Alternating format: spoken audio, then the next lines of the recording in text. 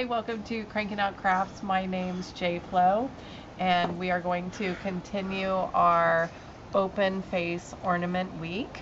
And today we're going to show you the teardrop shaped one, and we are going to create this ornament. So first of all, what you'll want to do is add Snow-tex, and you can see on this one I put Snow-tex on kind of the neck and then around this opening right here. Snow-tex comes in a little bottle like this, and you can simply spackle it on with a popsicle stick. Really easy, but it gives it that nice snowy texture. So do that first. Next, that'll take a little while to dry too.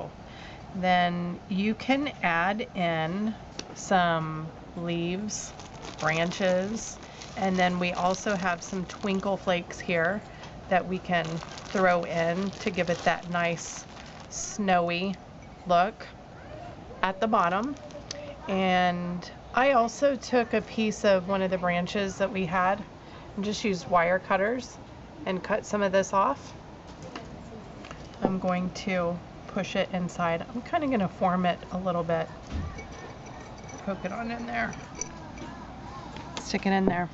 And this is nice because it has a little wire in it. So I'm going to pull a little bit out and then hot glue it, and then I'll just hot glue a little bird to the end. There, it kind of forms. Then I'll put a little hot glue on there. So, hot glue right underneath. Let that sit.